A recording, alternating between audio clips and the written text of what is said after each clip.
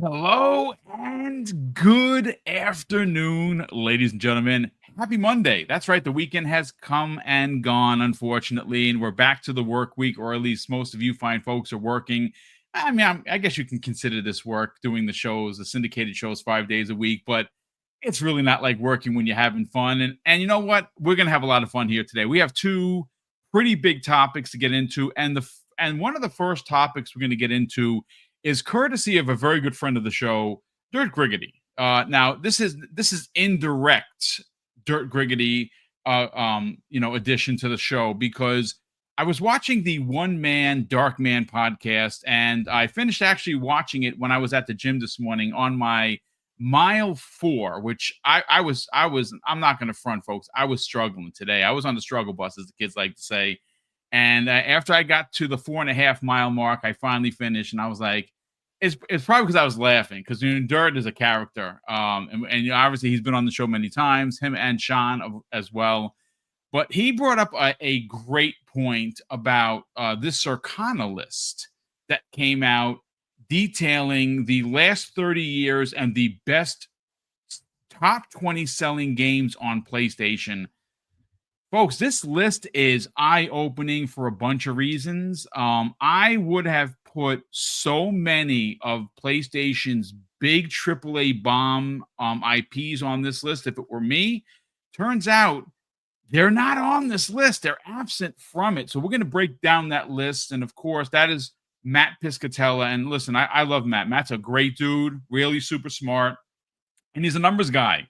But we also going to be getting into the story that came out of actually a lot of people reporting it. Jez Corden actually just did a story at Windows Central. It's actually not where I saw the story first. So I want to give credit where credit is due, but apparently the Series S, that's right, the culprit of everything wrong with this entire planet, blame that good for nothing Series S.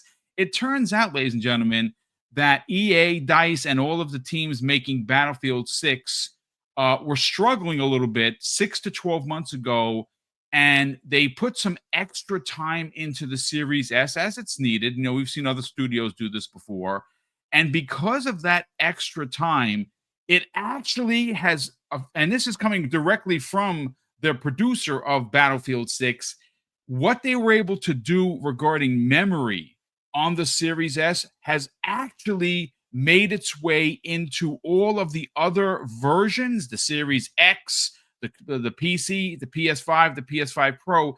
And because of the Series S, ladies and gentlemen, it's been made better. Oh my God, how could this happen? But we're going to get into those topics. And well, before we do that, we have to welcome in our amazing panel. Crispy Bomb, what's going on, brother?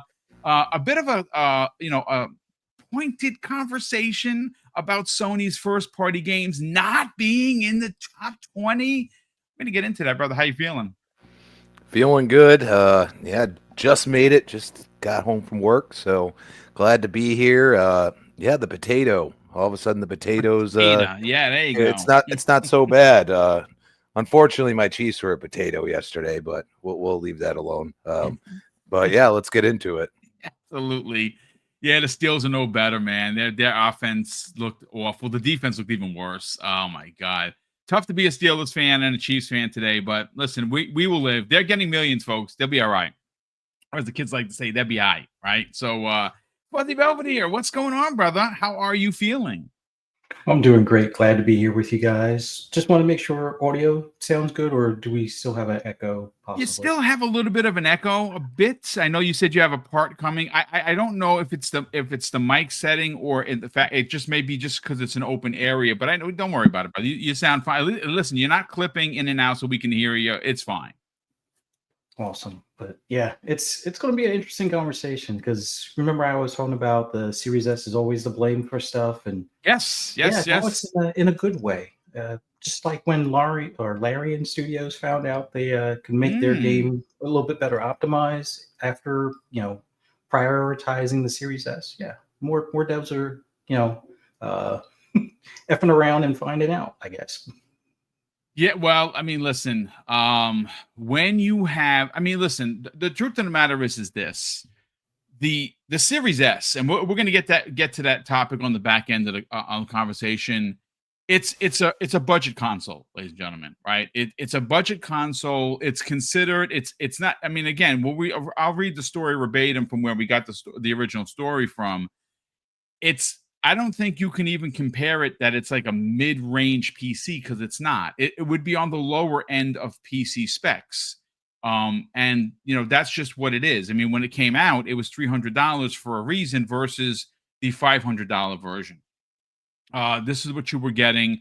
I mean, I've used it. I've never had a problem with it. I've never been like, oh my God, my eyes, they're burning out of my skull. What am I watching? Right. Like I've never had that problem. I bought one for Tyler. He plays it. He enjoys it. But he's also a 16-year-old kid, doesn't give a shit about graphics. He's just playing. He's just happy to be playing the game. So he's enjoying it.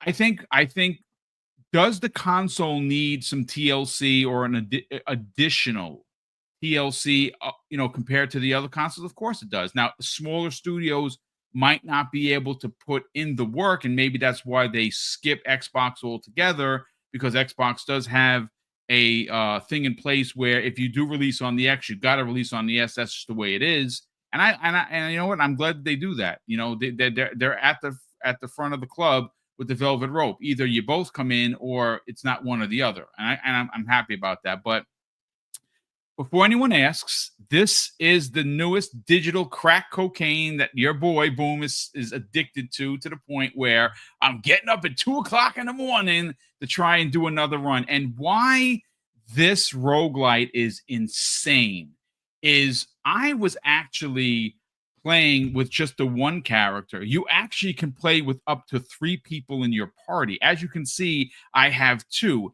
Every time you save a survivor, it gives you an option to take a bunch of money and set the survivor free, or do something else where you can pick a secondary character or a third character. And you can run around. It's the most ridiculous name of all time. Yet Another Zombie Survivors. It's $15. It's in preview.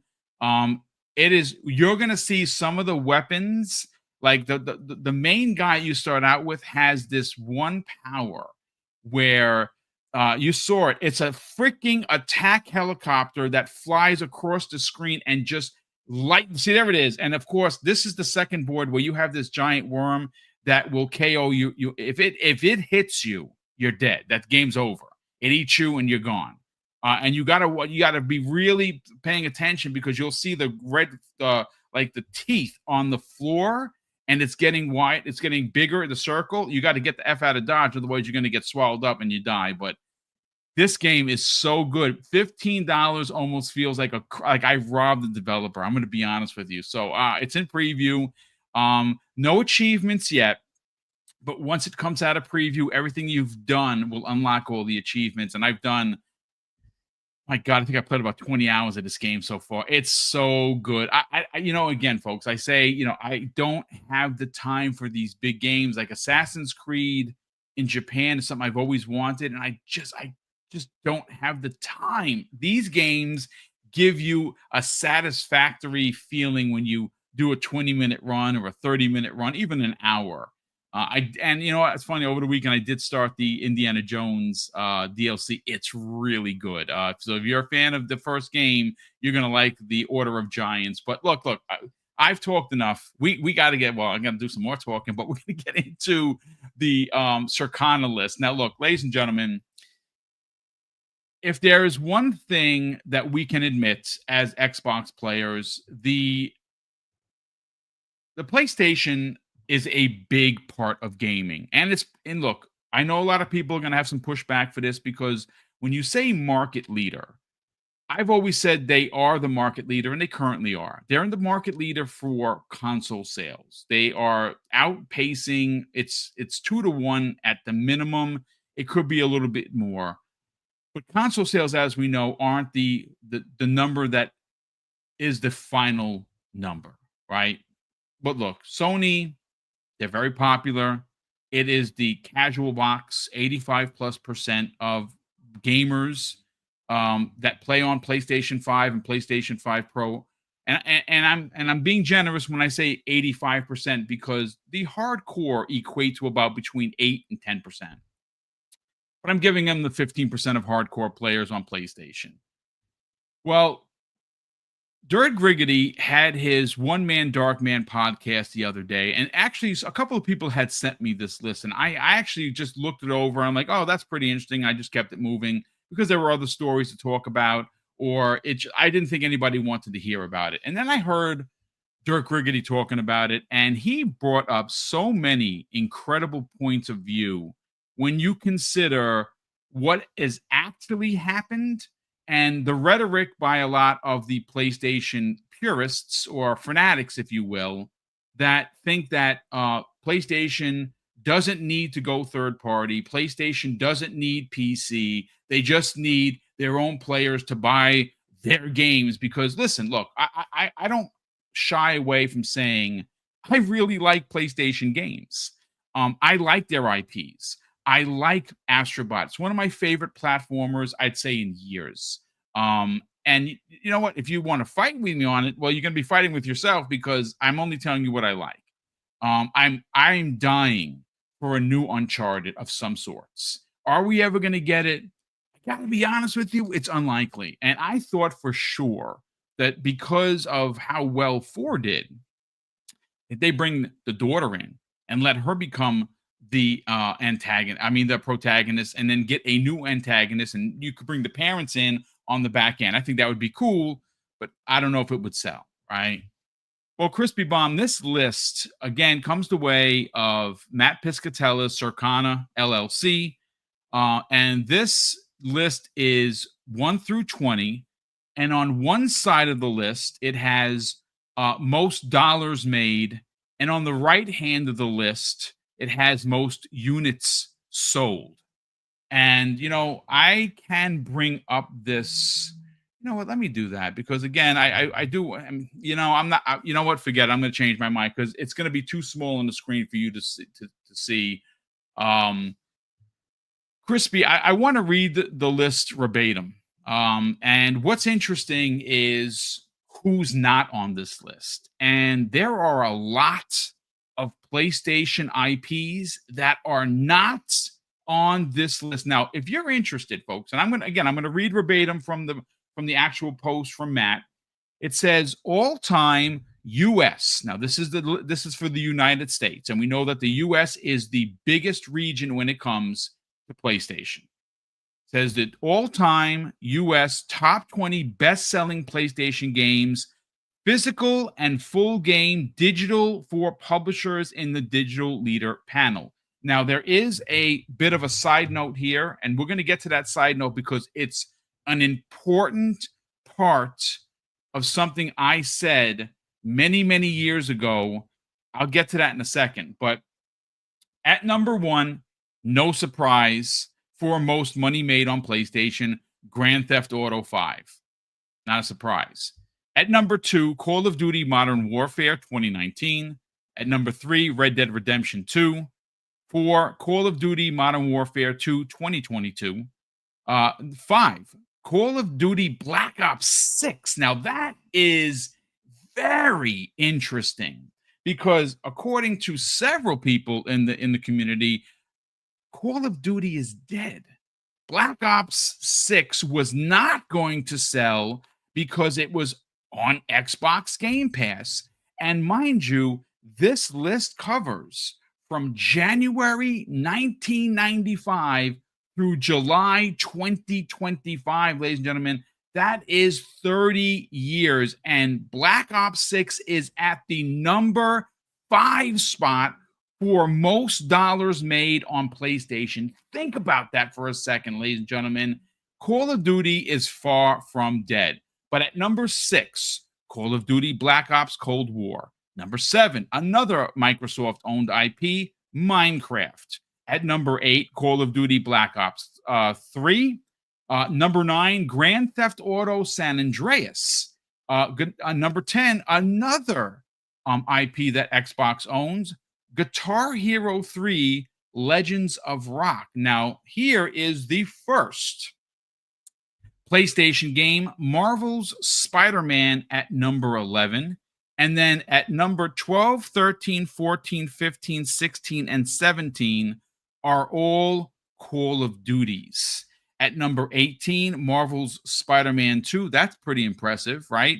Number 19, Marvel's Spider-Man Miles Morales. And at the 20 spot, Grand Theft Auto Vice City. And what's wild, Crispy Bomb, is these are dollars made on PlayStation, right? 11 of the 20 are of course Call of Duty, because we know that it sells there. It has a very big audience. It also has a very big casual audience that plays Call of Duty, right? Both the single player and, well, more importantly, the multiplayer, where they spend money on microtransactions. Now, if you guys and gals remember a couple of years ago, when we would all be sitting around and wondering the sales of some of these games, right? You would see a game come out like Astrobot, right, gentlemen? An Astrobot sold 1.5 million. You're like, man, listen, I gave some smoke for that, because that game is brilliant. I loved every second about it, except for that last level that I couldn't get the platinum. It really pissed me off, but that's fine. That's old man skills. What can I tell you? But interestingly enough, almost like clockwork, months would go by, and then we would see these bundles, these Astrobot bundles, these Spider-Man bundles, these Grand Theft Auto. Horizon had a ton of bundles, right? Because no one was buying the game. So they got slick. And I have always said this, ladies and gentlemen, that Sony uses smoke and mirrors for their numbers when it comes to their first-party games. And this list proves it, ladies and gentlemen. I mean, again, if we're going to go to units sold, I'm going to just read the list quickly. So, of course, I don't want to leave out one half and think, oh, boom, you're trying to, frame a story that best suits me. Nope, I'm not doing that. Here is the second half of the list. Now, the list, again, I'll put it in the show notes if you want to check it out for yourself. This is units sold. Number 1, Grand Theft Auto 5. 2, Minecraft. Red Dead Redemption 2. Grand Theft Auto San Andreas. Call of Duty Modern Warfare 2019. Marvel's Spider-Man at 6. Now, we also have Call of Duty Black Ops 3, Call of Duty Black Ops Cold War, Grand Theft Auto Vice City, Call of Duty Modern Warfare 2 2022, Black Ops 6 at number 11 for most units moved, Marvel's Spider-Man Miles Morales, and then, of course, you have a couple of, finally, first-party games, The Last of Us and God of War 2018. The Elder Scrolls 5 Skyrim, Call of Duty Black Ops, Rainbow Six Siege at number 17, and the last 3 are all Call of Duty. So, Crispy, if this list is for the US and it covers the last 30 years, and in both sides of this, both dollars made and units sold, there are only a handful of PlayStation first-party games. This, I guarantee you, is the exact reason why they are going third-party, because their own players are not buying their games. And this list proves it. I'm going to get your thoughts, man. Well, I mean, first off, everybody loves Grand Theft Auto and Call of Duty, man. Like, my God, I wouldn't, because this is a 30-year number. Like, this is kind of crazy. If you look at it, my surprise is where's like a SOCOM or any of those, because Yep. If you really remember those times, there was a lot of consoles out there, and also there's a lot of people buying. Probably the only subsidy was, kind of like a Game Pass would be Blockbuster back then. But if you really think about it, Call of Duty was not that popular. Grand Theft Auto just became popular when like a SOCOM came out and stuff. Like that would probably have been in there anyway. And, most of these games that, like to see Black Ops 6 already up there, like that tells you a lot. It tells you that, because if you really think about it, like we also got to think all these free-to-play games as well, are part of the market now. And that wasn't the case back then either. So you really, and it's not 1-to-1. Like, like you see God of War on one side for units, then you don't see it at all for dollars. And that's where you say, oh, well, why isn't it at least on the list on the other side? Maybe I have because an they answer for bundled you. it. Yes. Now, yes. You know what? Let me just add this little piece of context, Crispy, so you can go ham on this. Now, at the bottom of the list, it says note. And this is where Sony gets into the smoke and mirrors and the funny business about their numbers sold. Sales of software packaged in hardware bundles are not included in the best-selling titles charts. Very interesting, Crispy Bomb. Please continue. Well, I mean, we kind of said it. So, because if you look at it, Spider-Man, that makes total sense. I mean, one of the most popular characters of all time. People are going to purchase it to be Spider-Man. Okay. And The Last of Us, like as popular as it was, to not be in that dollar section. And I mean, it tells you a lot. It tells you that they got to lower the price in some way on some of these games to get the units moving, or they got to bundle it, or, the sales that used to happen, which I don't feel like happen enough anymore, at least for PlayStation players. I don't see a lot of people throwing out their bargains like we do. It's one of those things. Like, is Sony going to continue to fight what is in front of them? Like, you have all the Call of Duties. Everybody's always buying Call of Duty. You got Grand Theft Auto coming out. I truly believe, like, we're at the point where Grand Theft Auto is going to eat an entire 2 months, and people are not going to want to release around it. So we're looking at what's going to come out next year for PlayStation. They say, you're going to have one big game. I would think that maybe they could push out 2, because they probably know that they're in a pickle right now. You got so many games this year. You got all the anniversaries next year for Xbox. If they come out with new hardware at a somewhat decent price for the power it gives, you're going to sell some units, and then Sony's going to be looking at it like, oh man, like we got to get on to the next generation, even though they just came out with a Pro. And you look at that, and I don't believe, I haven't seen any numbers for the Pro specifically. Like, it's just like, nope. Any numbers they give is just all lumped in together.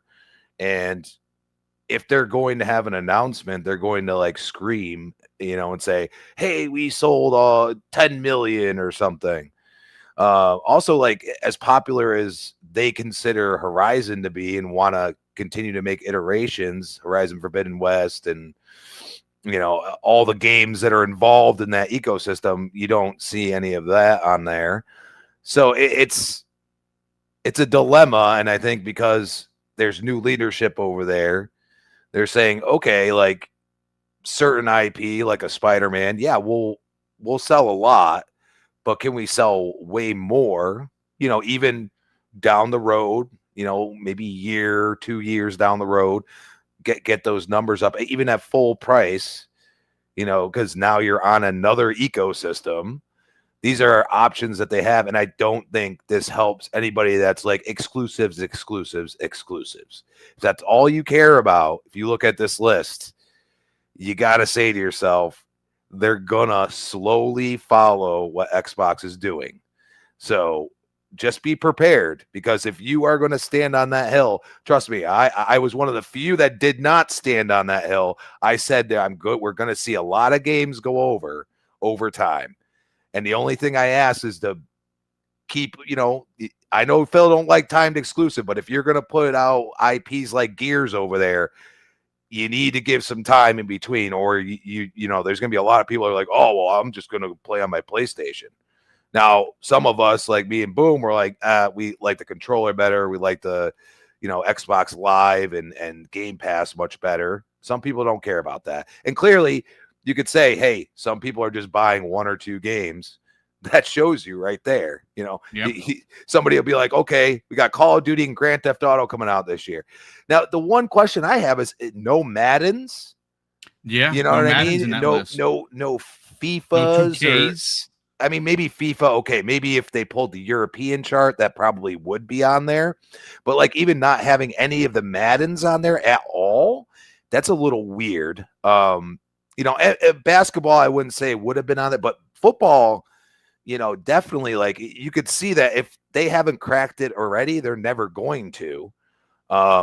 Even maybe Xbox, I would be interested to see their list. I'm sure there'll be plenty of third parties. I'm not saying that, Oh yeah, I'm Xbox, sure. but we would have probably Halo on there, just like, but I think it would be more, in line. Like, you'd see it on the units and the dollars. So you really look at it, and it's crazy that we're at that point where even for 30 years, it's always third party. And Yeah. and this is just for PlayStation, if you think about it. So it's a little wild. And with the free to plays, I mean, there's so much competition right now, and they're going to have to change some things. So we'll see. Yeah, it's just interesting because, like, for instance, we keep seeing that every time there's some sort of anyone talks about. See, look, and I make no apologies for this. I love Horizon Zero Dawn. I didn't like the second one. Did not like Forbidden West at all. I don't know what it was. It probably has a lot to do with the way that the character was treated. I hated the way they changed the character, and there were a lot of problems with that game on its launch. Like I said, I kept losing. Play for an hour, I would freeze, and the save it wouldn't save. It was a mess. But look, Fuzzy Belvedere, we got to get you back in, and thanks so much for rejoining us. Folks, I know I saw some questions in the chat. This is called Yet Another Zombie Survivors. If you're interested, it's $15.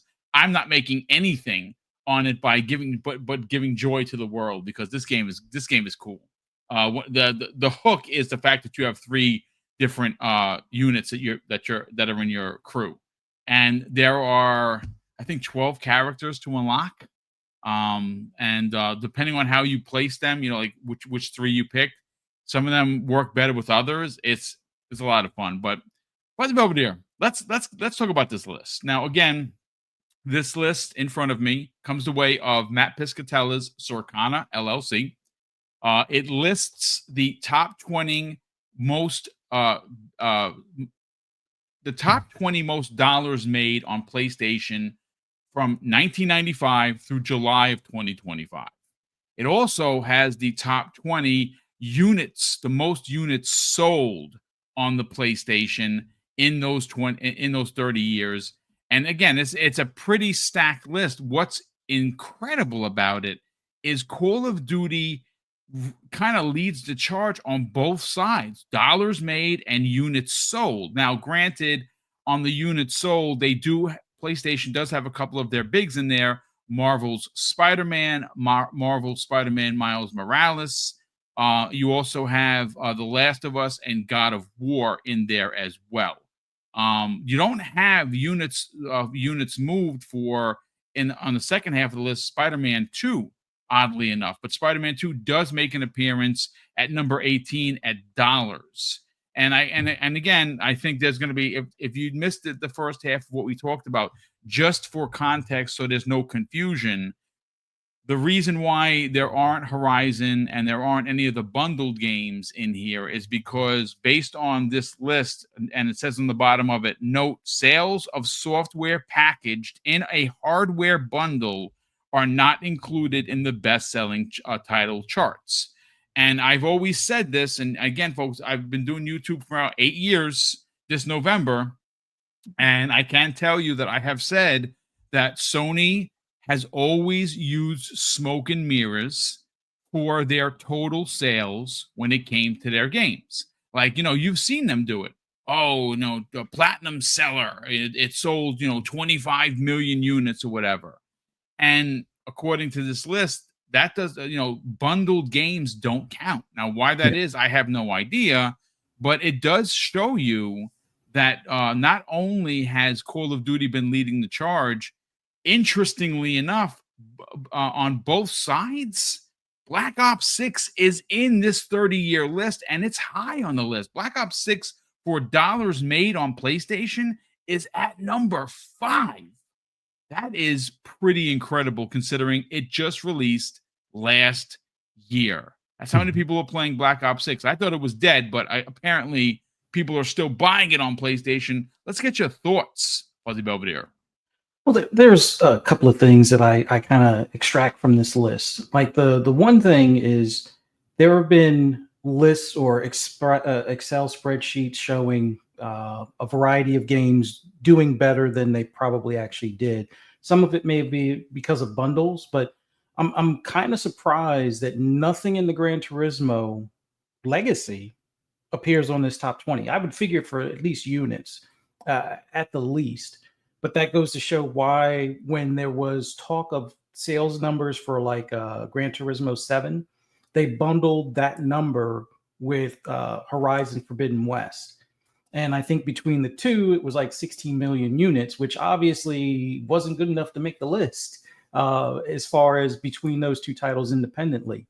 So I'm kind of surprised at that. And that goes to show that some of those Excel spreadsheets might be a bunch of BS kind of thing. But we kind of thought that with the way that they showed that Ratchet and Clank did better than it supposedly did, and how Astrobot, the second one, did better supposedly than it actually did, kind of thing. The other thing that's strange is, okay, so Spider-Man 2 made it on the dollars list, but we all know that sold better. Now this is just on PlayStation. But this goes to show that when we were saying that a majority of Helldivers 2 sold on PC, there's a good reason why. Like if we're being told that it outsold Spider-Man 2, but it's not on the list, well, that's because it's part of PC and not the PlayStation Nation that carried that, as we've all kind of figured out. But some people were like, no, it's more like 60-40.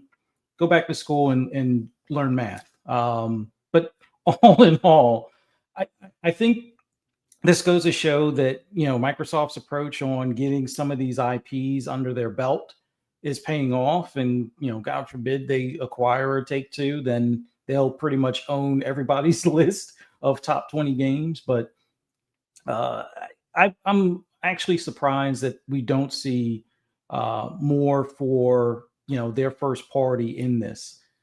So I would say, since things like Ghost of Tsushima is not on this list, and there's a few others that should have been over the 10 million mark.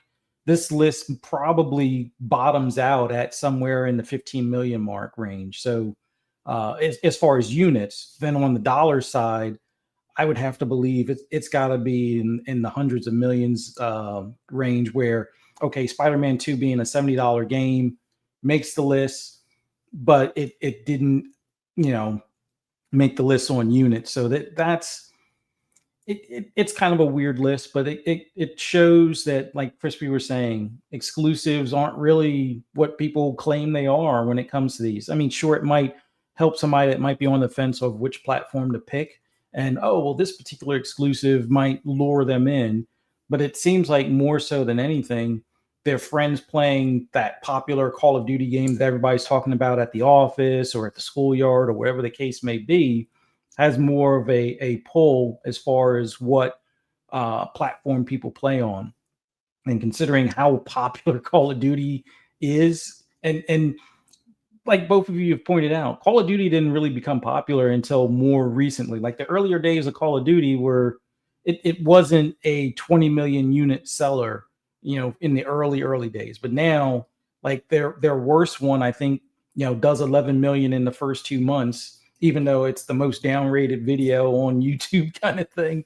So the fact that the list is completely littered with Call of Duty goes to show that PlayStation is more of the casual box, or has become more of the casual box over the past 25 years or more.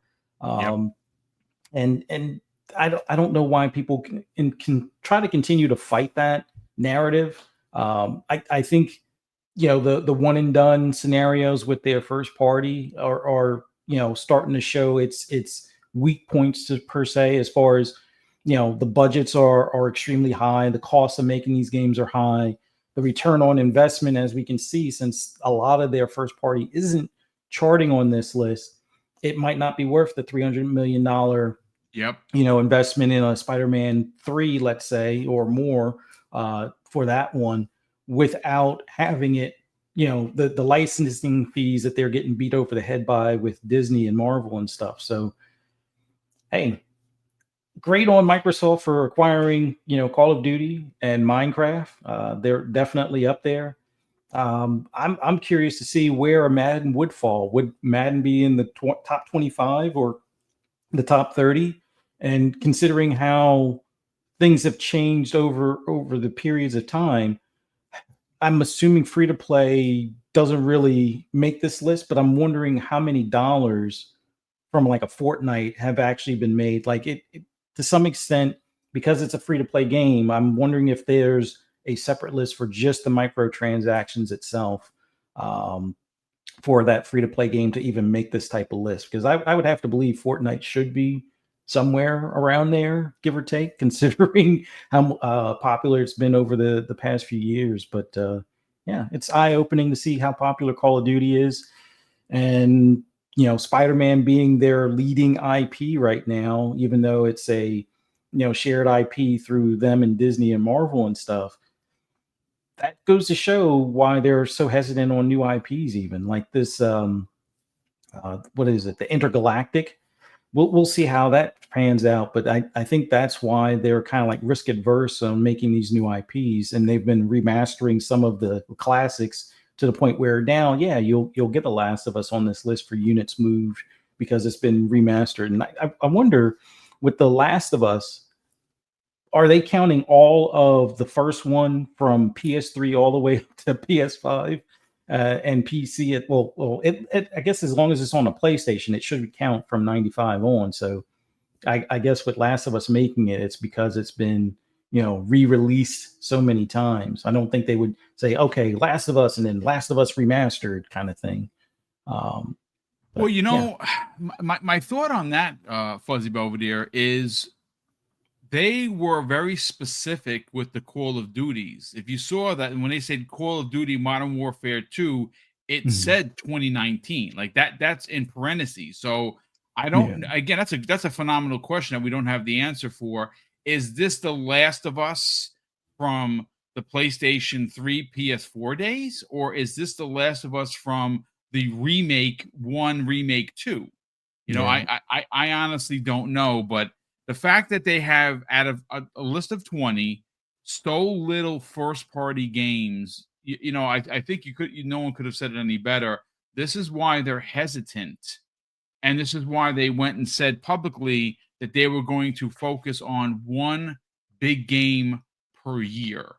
Because if you look at, like I said, just look at Spider-Man, right? Spider-Man is a $315 million investment that they did not wind up making back. Now, do I know that for a fact? No. But when you consider that the numbers, and the numbers don't lie, folks, the numbers are the numbers. Spider-Man 2 was outsold by Helldivers 2. I mean, I'm not saying that Spider-Man 2 didn't sell. It probably sold about 14 million. That's a lot of copies. No one's arguing that. But it's Spider-Man 2. It's with Venom. It's with Miles. It has everybody in it. You would think that would sell 20, 30 million. And considering how many people own a PlayStation, that's really the number. Now, again, 14 million sold is nothing to sneeze at. That's a lot of copies. But ultimately, look, this list, all it does prove is that a lot of the games that, look, I love Sony's first party games. I want a new Uncharted in the worst way. I was hoping for them to go back into the well and bring something back like a Twisted Metal, which they were, and then they canceled, and a few other classic IPs. Maybe they start going a little bit smaller and we see Warhawk maybe come back. That'd be a good gas game, right? Warhawk was a dope ass game on the PlayStation. Could they bring back Twisted Metal? I'd like to think that it was canceled, but maybe kind of put, just in a closet somewhere, and they're going to go back to it at some point, because that would be a great gas game. They get my money. I definitely buy skins for the cars. But I will say that more and more games are going to go to Xbox and to PC. How soon that announcement comes, I don't know. But I think that if Helldivers continues to sell on Xbox as it continues to do, you're going to see the fine folks at Sony say, you know what, we're going to bring something over. And you've heard me say this before we get into the next topic of the show and we catch up on Super Chats.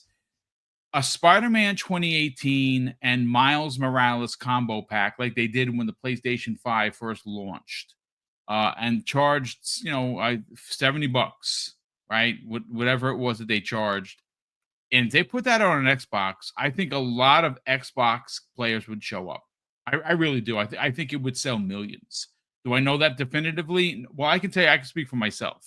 And even though I've platinumed Spider-Man 2018 and I'm one trophy away from platinuming Miles Morales, I would buy those games and I would play them on my Xbox. I really, truly would, because they're both phenomenal Spider-Man games. And actually, I like Miles Morales' game more than Spider-Man 2018, but that's more of a personal thing. But look, at the end of the day, Sony is still a big player in the game. They're not going anywhere. I think some big changes are coming to the corporation because they understand that they can no longer survive doing $300 million budgeted games. I don't know what Intergalactic is going to is going to cost. It is Naughty Dog. I don't know if that game is next year. I don't think it is. I'm pretty sure that the game is 27. I don't know how long the game has been in development, but we'll find out. Again, we'll know all the stuff. Next year is not, believe it or not, there's a story that's out there that it's not Venom. Right now they're working on Venom. Some people have been talking about Wolverine. They said it looks really, really good. Wolverine might actually be 2026. That would be bonkers. Actually, it would work out to Sony's favor. I mean, look, let's call a spade a spade. It's Wolverine. Everyone's going to go out and buy a Logan game, right? There's no doubt about it. But what's interesting and why maybe they're pushing the envelope to get it out next year is because Doomsday is happening next holiday. And that's going to be a really big film. That's going to be the start of the Secret Wars. Obviously, you have Spider-Man also releasing, with Spider-Man, Brand New Day. It's going to sell a boatload. So we will definitely see. But, gentlemen, let me catch up on Super Chats. I'm going to get into this second half of the potato that continues to dazzle the industry in the Xbox Series S. The first Super Chat of the day comes the way of Teddy P. Teddy, salute to you, kind sir. Thanks so much for being here, and thank you so much for the generosity. He drops, ladies and gentlemen, a very generous $2 Super Chat. Teddy goes on to say, PS4 and Xbox One holding back the gen? Go Birds. And I guess you mean Eagles, so there you go. Joe Dunmore, salute to my brother from another. Joe, great to see you here as always. He drops a very generous $5 Super Chat. And of course, he admits publicly, like I did, boom, I'm on the same crack. Yet another Zombie Survivors is my addiction. This game is so good. Oh my God. Some of my favorite games, and a lot of them are in the same genre. Sorry, folks. Obviously, Greedland is one of them. Achilles Survivors. Oh my God, so good. These games are all under $20, and I have put countless hours into these games. Like I said, it's in preview. And when I say preview, it's not like it's like a shitty preview. You could see the screen, folks. You see what I'm doing. It has everything there. I don't know if the next, because it has, I think, 6 levels. At least that's what it has, on the screen. 3 I can't get to, so that may be what they've only done the first 3. And the boards are great. You see if you can last 20 minutes. Pause, because this particular board is relatively difficult, but it's fun when you start unlocking the powers.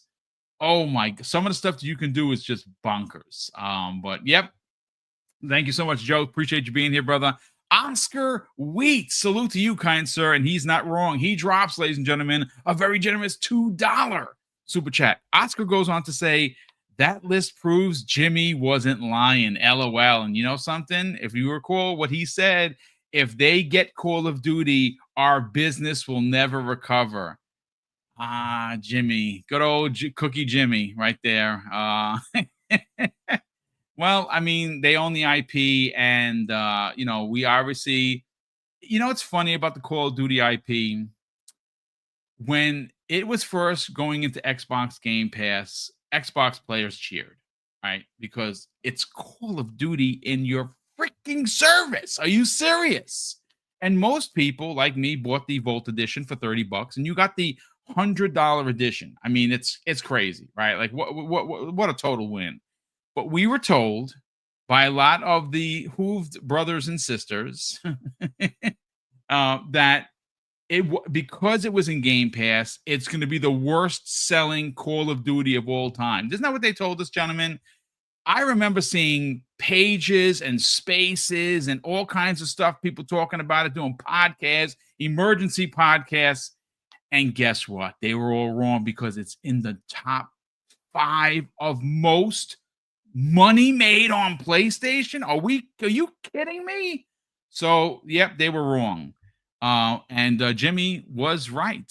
But again, they weren't going to make it. I mean, me personally, I would have locked it down behind Xbox, but I'm an asshole. So I understand the business. The businesses, there are millions of PlayStation players, and I liked exclusives. Now I understand why they're going everywhere, because that's just the way the business works. But Sir X-Man, salute to you, kind sir. Thank you very much for the very generous $2 super chat. He goes on to say, Borderlands 4 is so much fun. Check it out, everyone. So here's the thing. I almost, and I mean FOMO, almost got me. But then I read some posts from what's his name? Oh my God. What's the guy's name that runs that studio? Oh my God, he's such an Randy Pitchford. Thank you, yeah. sir. I'm trying to get it out of my brain. We're talking about Randy tomorrow. I saw a lot of really good professionals like Paris Lilly basically say the best thing that can happen to Borderlands 4 is for Randy Pitchford to stop talking. And I have a bunch of stuff like that guy has gone to war with the community. My God, I don't get it. Like, everyone that I've talked to that have played this, because I didn't like 3 at all. I actually hated 3. I don't know what it was about the game. I could not. I tried multiple times, and I couldn't get into it. And everything that I disliked about 3 have been taken out. Supposedly, many people in the community, including Sir X-Men, are loving this game. But I honestly cannot bring myself to buy it. Not at full boat. I'll get it at an end of year sale. You know what I'm saying? Because Randy Pitchford, not a nice guy, man. And he's really going to war with the community, and I'm not going to support that. I'm going to be honest with you. He has said some pretty egregious things, and nope, you're not getting my money. But I mean, if you bought it and you're enjoying it, good on you, folks. Enjoy the game. I'm personally not going to buy it. Gamer by Choice in the chat says this. After dropping a very generous $5 super chat. Besides Nintendo, I have always said first-party titles are not what most gamers care about. It was a narrative used in console wars. Third party is king. Yeah, indeed it is. The numbers don't lie. I mean, the third party is where it's at for all of these consoles. Now, granted, like Nintendo does okay with third party because of their, the system's power. And some games skip it. A lot of games went over to the Switch 2 that, like, I would have never thought they could have got Cyberpunk running on it. They somehow did, and people are enjoying it. So, again, good on you if that's where you want to play it. But, yeah, now it's a little bit different. Again, it's look, they did a lot of really great work on the Xbox One X and a lot of great work on the PlayStation 4 Pro. So that's what the power of the Switch 2 is. And I would imagine that you got games running on it like God of War and Spider-Man. You can get those games kind of running on a Switch 2. So again, if you're I'm loving my Switch. I pre-ordered everything that came out. Again, I know I was a little harsh on Friday. People give me the tomatoes. I went back and watched it again. I kind of bumped up my score. I'm just still in my feels about no new Mario. I'm like, my God, what a golden opportunity to bring a new freaking Mario, and they didn't do it. But they did have a lot of games there, and I did wind up pre-ordering. Oh my God, folks, I shouldn't even be saying this publicly. I bought every one of those amiibos times 2 because one's for me and one's for T, which is of course Tyler. So what I get, he gets. That's basically my son. And even though we didn't birth him, he's still that's my boy right there. So he gets what Theo gets. And I pre-ordered all those games and every one of them times 2 because T is a good kid and he deserves it. So yep, that's I spent a lot of money on pre-ordering stuff. Aren't they like $50 now? There are some of them that are $40. Yeah. That Best Buy bill was they don't take the money because it's on my Best Buy card, so they only charge you one. But yeah, it was expensive. I'm not gonna front. I listen, folks, I ain't got money like that. We saving for a house, but I can't say no to the amiibos and I can't say no to Tyler. He didn't ask for them. I was just surprised him. But yeah, it's tariffs, man, they're ruining Boom's life when it comes to these amiibos. And I'm missing one. I am missing one amiibo out of the entire collection, and I'll never get it. It is a block with legs that came out. It's in Japan, Japan only. Blocky is his name or something like that. Go look it up. It's literally a white square with 2 eyes and 2 little legs. They look like toothpicks. And he's $500. Yeah, F that. I'm not giving you $500 for a 3DS game. No, so yeah, that's the only one I know. I'm going to be honest with you. I'm probably going to go to Etsy and have someone make it for me and just put it in there and be like, yeah, look, I got it. And I paid $20 because I'm not paying $500 for that. That's the only amiibo I'm missing.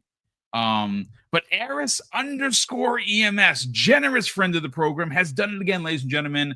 He has gifted 5 Double Barrel Gaming memberships. Brother, that is incredibly generous of you. Thank you so much, Eris. We definitely appreciate the generosity. And we have a new member. Wow, a new channel member, Elijah Vasquez. Brother, that's great of you to become a channel member.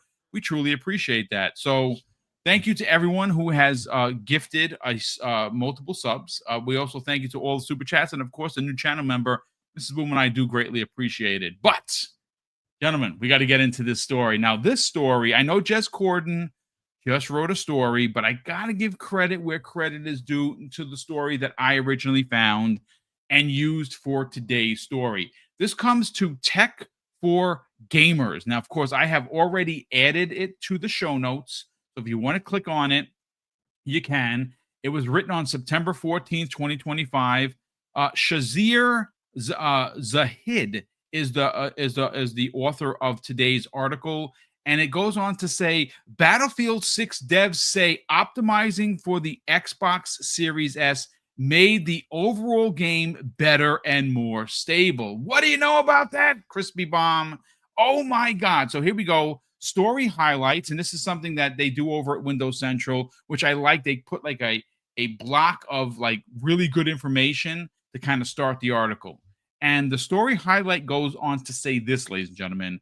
Battlefield 6's technical director says that the limited memory of the Xbox Series S proved to be a challenge for the studio.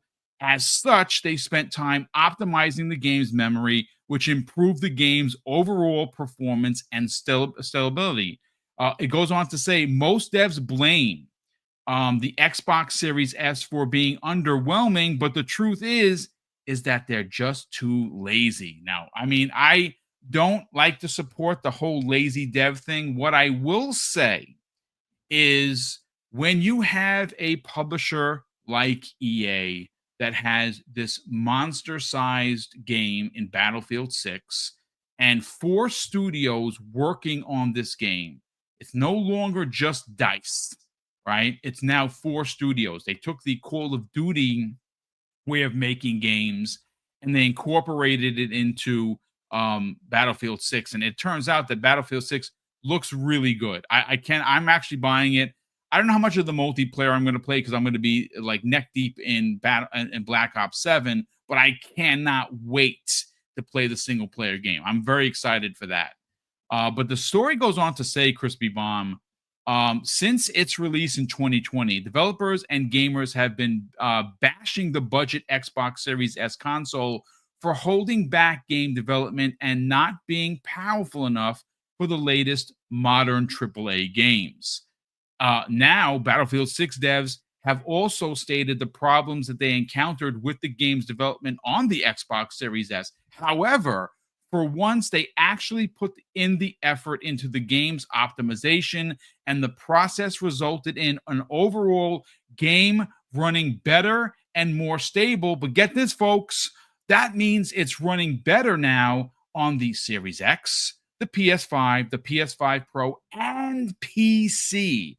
And it's really interesting because, again, this is right from the story, folks. EA acknowledged that the Series S has less memory than a mid-spec PC, and that the game was continuously crashing 6 to 12 months ago on the budgeted console.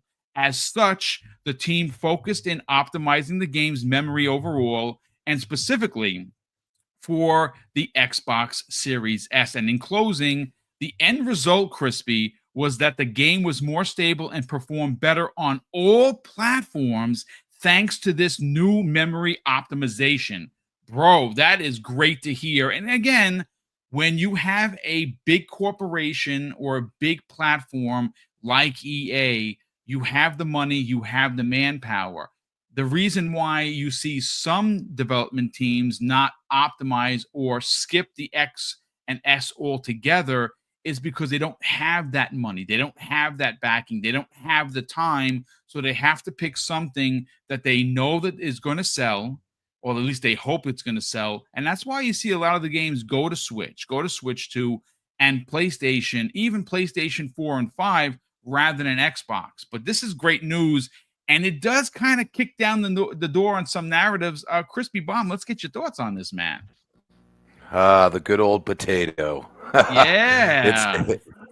It's always funny how we constantly see this, like, nobody's talking about this, really, because they don't want to admit that, it's just the developer just, maybe didn't have the budget. Let's not just say lazy, because maybe the budget wasn't there and they went with PlayStation first. But I see a lot of times that, the game don't necessarily run that great when they go just to PlayStation either. So maybe it's just they don't know how to optimize very well or something like that. And they figured, hey, that's the bigger player base. Let's go there first.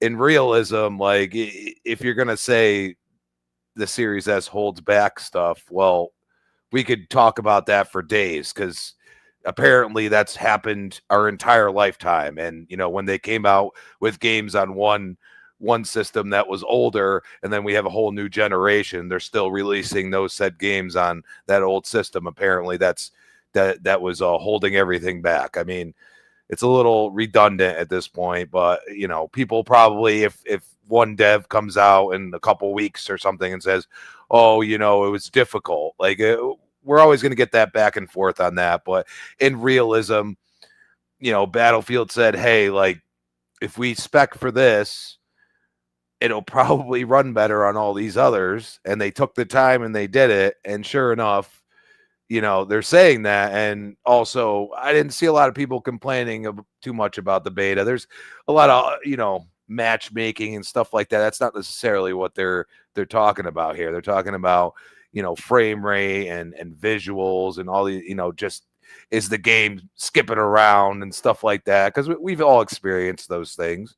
And, maybe they're, it's a knock on wood scenario. Maybe they don't have anything happen when it actually launches. But, I really look at it, and I believe that Xbox is positioned even better now. And I think some of these devs are realizing that as time goes on, the way they're setting it up is it's going to be even less work for them to port these games over. So in time, I think you're going to realize that the Series S was really good. And I think these developers especially are going to realize that it was so important to release these two SKUs right off rip at the same time, give them time to learn this new ecosystem and how it's going to work. And that's going to help them when we see it go to basically a Windows scenario. So once that happens, I'm sure there's going to be the same deal. Oh, something's holding something back, but don't listen to those people. You know what I mean? It's just that developer has made their choice, and their choice was to go to PlayStation first. And some of them we still believe are probably timed, money bag exclusive type deals. So maybe one day we'll find out the truth on some of those. So other than that, I mean, the Series S is I'm going to buy one, and hopefully it goes down a little bit, because all we see is the prices go up. Hopefully it goes down for the holidays, and I'm going to pick one up and have it in the bedroom, because the 1X is finally, it's done, but I bought it a while ago. So, it's time for something new, and why not go with the little guy that is powerful. And I think a lot of people are going to be looking at that a little differently now with the prices this holiday, and they're going to appreciate that they have that option. I mean, listen, again, if you have the money, I would always suggest buy the PlayStation 5 or the Series X, right? I wouldn't say the Pro, because the more that the Pro at its $800 price point, again, folks, I'm not going to tell you to spend your money. You spend your money how you want to spend it. But like, for instance, there's been some big controversy on the last couple of big games that released, Borderlands being one of them. No PS5 Pro, additive. Basically, they didn't enhance it in any way for the PlayStation 5 Pro. So the Pro is running it exactly how the PS5 is running it. And it's not the only game. I mean, again, it's money, folks. Extra development time and, additional consoles is extra development time, and that costs money. The Series S, though, I'm glad to know that there are people willing to take the time to give it that little extra TLC, Fuzzy Belvedere. And again, is it a medium spec PC? It's not. It's a lower spec PC for sure. But that also runs into the same conversation of, well, when they make a game for PC, they have to take everything into account. They have to figure out the people that are going to be playing, like the Hargeets, for instance, that are playing on 5090s. His PC is probably at the $7,000 PC. He doesn't shy away from that. He spends the money. But there are a lot of gamers playing on budgeted PCs because that's all they can afford. And there's nothing wrong with that.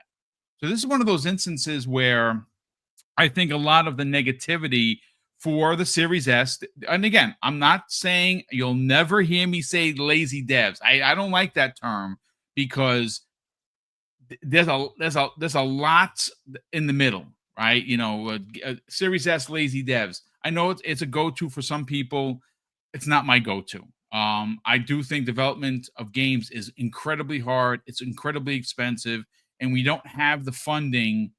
You sometimes got to make the big choices, and the choices is, where do you want to put your game on a console that has 80 million plus consoles out in the wild? That's the PlayStation 5. It just makes sense. Nintendo Switch, 100 million plus, right? So I understand. But I am glad to know that when people take their time, and Larian Studios did this a couple of years ago with Baldur's Gate 3. I know you had made mention of that, Fuzzy. That's a fact. And they literally came out and said, because of the Series S, we were able to make the big boy versions even better. It's not the first time we've heard that, right? And again, this is a big game. Is it going to be as big as Call of Duty? I don't know so much about that. I think people who enjoy this game are going to enjoy it. I think it's going to have its player base. Do I think it's going to be eating the lunch of Black Ops 7? The answer is not on its best day. Could it lace up the boots of Call of Duty? I'm just saying. That's just me. And I think that, and again, you've heard me say this before, the outfits thing, I know we saw the first 4 that are going to be available for multiplayer on Call of Duty. They don't look military, like they look very futuristic to me. I don't know why I can't bring some of my other stuff forward. Okay, it's fine, but I like that those outfits. I don't want to veer off the road here, but those outfits for for Battlefield 6, garbage. But anyway, let's bring it back onto the road. Fuzzy Belvedere, let's get your hot take on this, because you are a tech guy. You have the the understanding and the know-how on it, what it takes for development. Are you surprised by Battlefield 6 actually being better on the big boy versions because of the potato? No, and I've made mention of it before. I think not that I have a unique understanding of development as far as that's concerned, but from a tech standpoint, the biggest drawback is that with PlayStation being the market leader, the PS4 and PS5 dev kits aren't that much different. It was kind of like the way the Xbox One versus the Xbox One X dev kits were, where it was iterative. It was basically the same style as far as how you optimize, and you could just turn a few more things up. With these dev kits, or the tools, as Sean would say, for Xbox, it was designed similar to how they did the Xbox One X, but it was meant so that way, if you build the game based off the Series S, you could turn all the bells and whistles up for the Series X, and it should make things easier. Now, there is supposed to be a way to downsize or work backwards from building it for the Series X and get it to work on the Series S, but then the issue that they were probably running into, and it sounds like that was the case how they initially set it up, you're going to run into memory issues. So if you're starting on the Series X and try to downscale it to the Series S, that's part of the drawback. But if you build it based on the Series S and work your way up, then it's going to make it that much easier for the optimization. And when you go to turn all the bells and whistles up, it's much easier at that point. Well, I won't say much easier, but it seems to work better doing it that way. Crispy touched on a great point earlier when it comes to looking at the last generation on how that holds us back. Like, they're still making games for the PS4. Now, they're not making as many for the Xbox One, mainly because Xbox has basically told them, don't bother, stop making them. We've stopped issuing dev kits for the Xbox One. So devs aren't really paying as much attention to the Xbox One, but they're still over 100 million PS4s out there, so they're still going to build games for PS4. Like, I thought it was kind of funny just this past week, Marvel Rivals, which was a next-gen only title, finally released on the PS4 just last week. It's mainly because there's a lot of people still on that PS4 this generation. So because of things like that, you're always going to have that be like your I guess baseline, or your device that's going to be holding the generation back per se. But on the flip side of things, and no slander here really for Nintendo, because I picked up a Switch 2, that's also a very underpowered device that is supposed to be more friendly for third-party development, even though we're hearing stories of them not being as, I wouldn't say generous, but as easy to get along with to get one of those dev kits. They're basically telling a lot of developers, go ahead and make it for the Switch 1, which we all know was worse than some cell phones as of today. Make it for that, and it'll automatically work on the Switch 2 kind of thing, which we see how much, or how the lack of support for third party was with the Switch 1. So I don't know why Nintendo's taking that approach, but Nintendo is going to be Nintendo, and people are going to love them for it regardless, kind of thing. But all in all, I'm not surprised that the Xbox Series S is able to help uplift the development or the optimization for other platforms, including PC for that matter, because it is kind of like a smaller PC. It's not really a lower spec except on the memory. Like, the chipset are pretty much on par between the Series X and S. It's more so the memory and what is allocated for visuals that is kind of its, I guess you could say, drawback or downfall.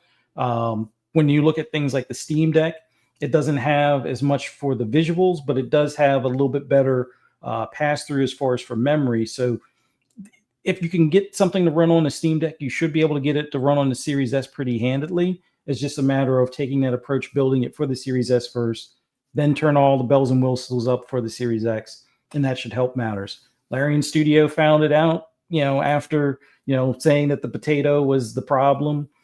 We've seen a couple other devs say the same thing as far as the Series S, and then magically, like a month later, they come out with a patch where it's able to run the 60 frames just like it could on the Series X. I wonder how they stumbled across that. Although it would have been nice if they figured that out on release. I think Gotham Knights was a title that was like that. I think even Control, to some extent, when they did the next generation patch, they were complaining about the memory, and then magically they fixed it. But none of the papers go back and say, "Hey, what did you guys figure out?" Oh, we figured out that if we did it this way, it worked better for all of them. No, but nobody's going back for that story after they, drag the potato under the bus kind of thing. But yeah, I really wish more devs would take that approach. And I don't want to say it's a lazy dev thing. You both guys have brought up good points as far as budgeting. Sometimes it's timing. The publisher might be down your back as far as, hey, we need to release this by Q3 or we're doing layoffs. And a lot of times that's enough of motivation to get that thing out the door, as opposed to go back and be like, you know what, if we really work hard, and this isn't what we usually do on this type of device, but if we focus on this device, it'll help all the others. No, you're worried about making sure you deliver that game so you don't lose your job, kind of thing. So the publishers a lot of times add that extra level of stress on top of maybe tricky development or new style of development or approach on development than what they might be accustomed to as far as when it comes to optimization. Because as we found, especially early in this generation, optimization seems to be like that last stretch mile thing that the devs seem to focus on. Some dev teams, optimization is what they do from get-go, but it's a mixed bag depending on the publisher, depending on the type of game. If it's a graphically intensive game, a lot of times they put more of the focus on the visuals and the engine and making sure it at least is somewhat stable. And then they'll focus on like the frame rates and things like that and the optimization aspects to that. But that's not the case for every developer. But it is good to see that, with EA, the resources that they have, that team did their extra homework to, basically make the game as stable as possible. And we'll see the difference when, the release. I think they did a good job as far as the beta was a lot more stable than what I remember 2042 being. So maybe this will be a sign for a lot of other devs to kind of go that extra mile, or at least take those extra steps, focus on the Series S, help uplift everything else from that. And then you have a much better game at launch where you're not having that pressure of, oh, well, we need to do this day one patch because, well, these two platforms crash at this particular, board or whatever. We could probably fix that in post in like the next 30 days after launch and stuff. It'd be nice to get games to run smoothly right out the gate. But that potato is a pretty powerful potato. And hopefully more devs realize that in the future. And hey, it is what it is. The power of tech and the power of the tools. We'll see how next generation goes. Hopefully it leans into the PC approach on things even further. And I don't know what the 2 SKU thing is going to be like. It's sounding like PlayStation's looking at a 2 SKU deal, although maybe one is a portable kind of deal, or a handheld of some sort. But I think this is the approach, especially considering how wide the PC space is. And Ames made a post on Blue Sky earlier today. It's like his frustrating rant that it's like after every major release, it's like, oh well, these games are running either great or they're running terrible. Well, it really depends on your hardware. So if you have the latest and greatest, it's probably going to run well. If you have something that's 10 years old, I wouldn't really expect it to run that great unless you turn all the settings down. So that's the benefit of PC. You have a lot more adjustability. But with consoles, that Series S can handle its own. And I think we'll see how long it's able to be supported going into the next generation. I think this will outlive the lifespan of what the PS4 is doing into this generation for next generation. So we'll see. It's interesting. You made mention of the PlayStation, and again, we saw how the press was towards the Series S. They eviscerated it, right? We also saw it in real time. Interestingly enough, So I did a check when you talked about it, about this PlayStation's. It's a rumor, folks, so take it with a grain of salt. But according to recent reports and rumors, Sony is considering a 3 SKU strategy for next generation consoles. The first one is going to be the high end home console, codenamed Orion. That thing is going to be a beast. There's no doubt about it. The PlayStation 6 is going to be very powerful. The only thing that the only thing I have to say is I think it's going to be more of just a PlayStation 5 with much more power.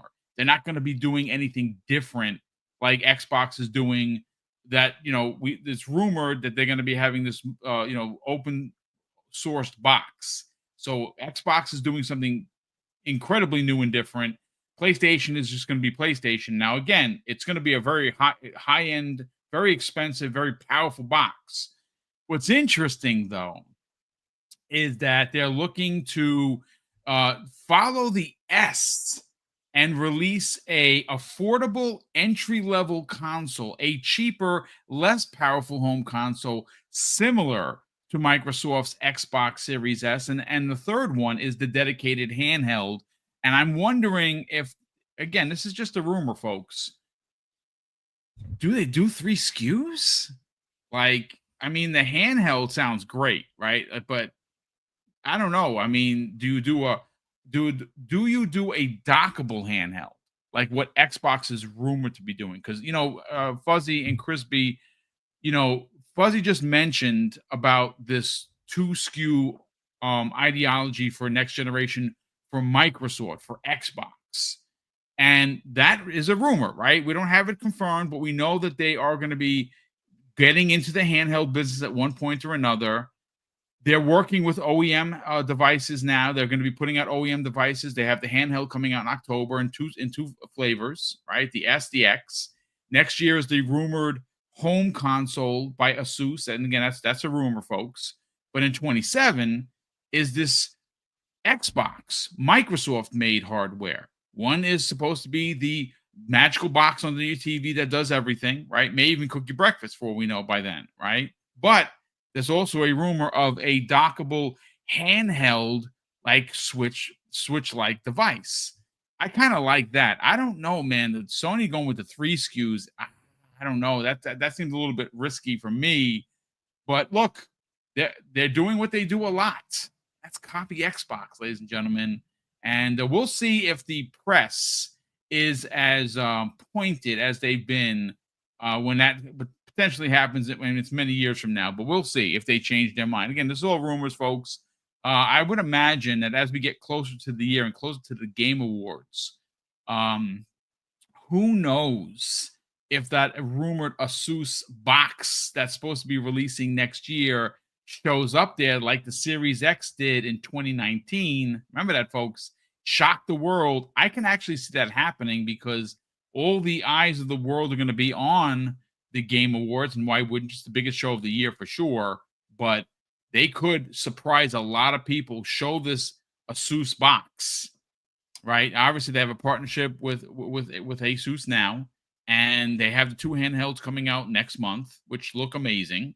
And the box next year could be theirs, and that would be the first OEM Xbox console ever. While we wait for their console to come out in 27. But it's going to be very, very interesting. Needless to say, I will say this in closing.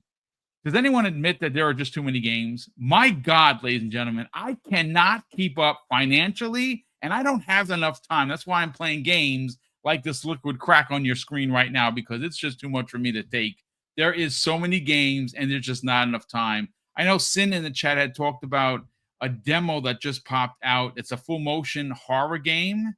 I already have it downloaded, Sin. I just haven't played it. My God, I have so many games that I have to play. Sonic is coming out soon. Sonic Racing looks amazing. I just downloaded the DLC for Donkey Kong. I still have to beat Donkey Kong. Oh my, you know what? Such the life of a gamer. And with all the real world problems we're having, I'm complaining about having not enough time to play games. Ridiculous. But listen, let me catch up on these last two super chats, and then we'll get everyone on out of here. Gamer by Choice drops a very generous $2 super chat. Not one, but 2 of them. The first one, he says, as Sean 786 from WBG says, the tools. Indeed. And of course, his second very generous additional $2 super chat. He says, potatoes are good for you. Cook them correctly, though. Yeah, nobody wants a half-cooked potato. That would definitely mess up your teeth and your stomach. So don't do that. But ladies and gentlemen, that's going to do it for us here on a Monday. Hopefully you enjoyed the show enough to hit the like button while you're sitting in the chat.